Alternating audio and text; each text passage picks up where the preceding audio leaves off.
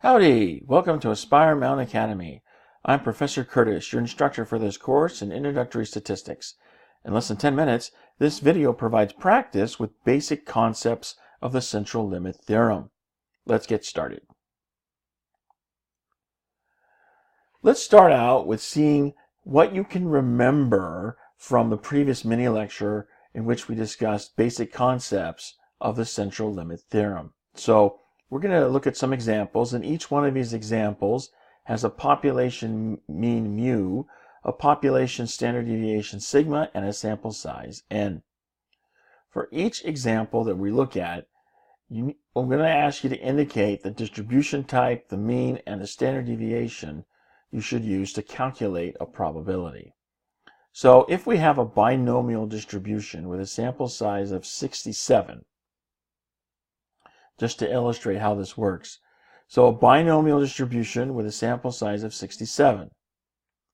Well, we can use a normal distribution to simulate the binomial distribution because our sample size is greater than 30, and the central limit theorem says that when our sample size is greater than 30, we can use a normal distribution as an approximation. The mean value that we get is going to be the same as what we get from the binomial distribution. The standard deviation, however, needs to be adjusted for the sample size of 67. So we adjust it by dividing by the square root of 67. That's basically how this works. Keep in mind, the central limit theorem says if our sample size is greater than 30, you can use the normal distribution with the same mean and an adjusted standard deviation value to approximate the given distribution. So that's how this works. Let's look at another example. Next, we have a normal distribution with a sample size of 1. So what sort of distribution can we use? And what's the mean and the standard deviation values that we're going to be employing to calculate probabilities?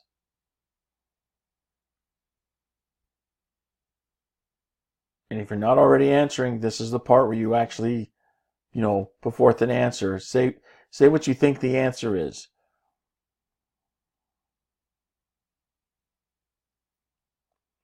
Okay, well, I hope you said that we're going to use a normal distribution because we already have a normal distribution. So because we already have a normal distribution, there's no threshold that we have to go over. We can use any sample size that we want, and we don't need to make any adjustments to our mean and standard deviation value because we're already normally distributed.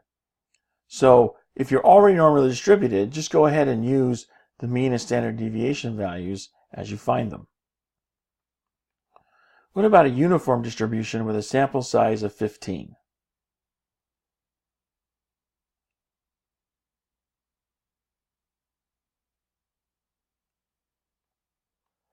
Okay, well here we're going to keep using the uniform distribution. We can't use the normal distribution as an approximation because our sample size is not greater than 30. So if we don't have more than 30 in our sample size, we cannot use the normal distribution to approximate another given distribution.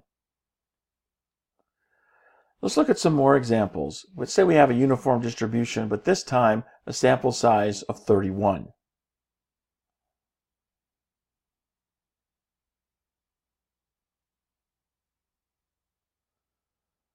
Well, I hope you said in this case we are going to use a normal distribution to approximate, and we're going to adjust our standard deviation value with that sample size of 31. We can use the normal distribution to approximate in this case because we have a sample size that's greater than 30. And so central limit theorem says we can use the normal distribution to approximate. What about a binomial distribution with a sample size of 15?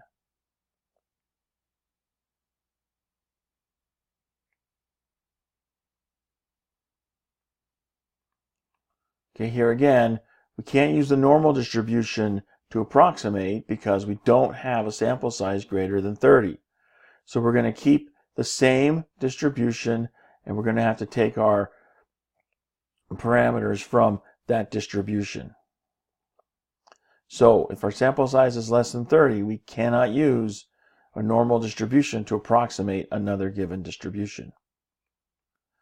What about a normal distribution with a sample size of 15?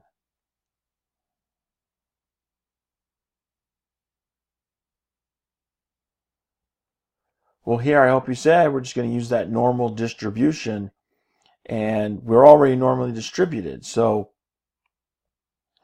there's no size threshold for the normal distribution. Okay. However, notice we're still making that adjustment for our standard deviation. Okay. So this is an adjustment that we make anytime we have a sample size that's greater than 1.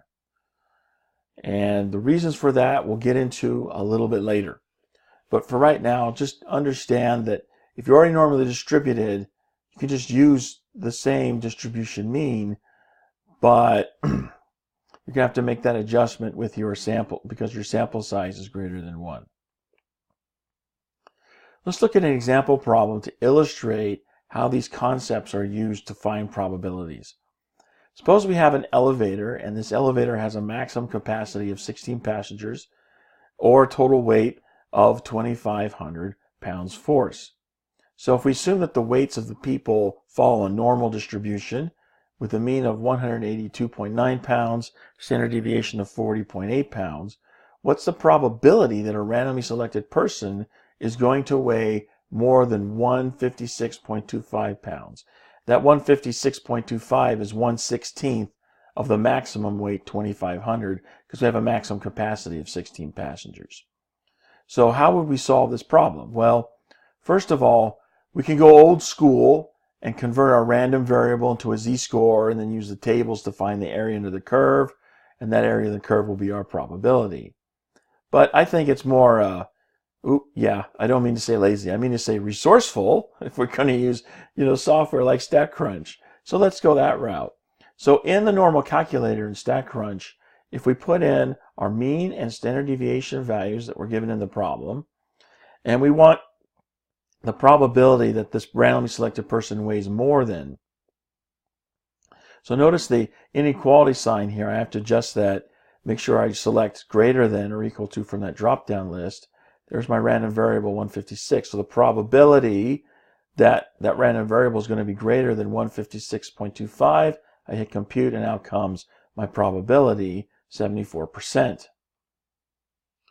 Okay, so 74.3% is the probability that we're going to be, overloaded.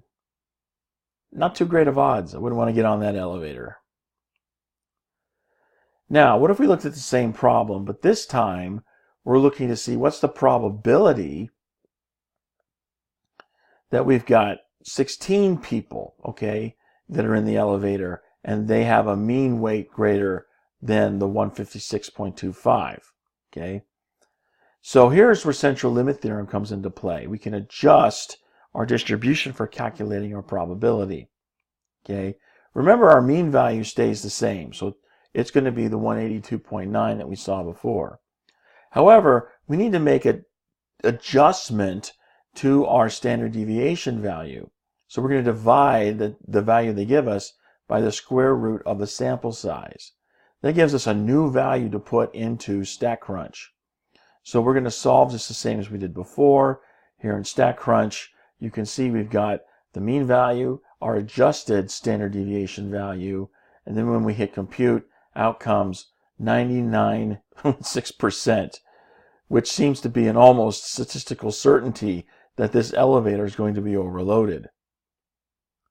Yeah, I wouldn't want to get on this elevator.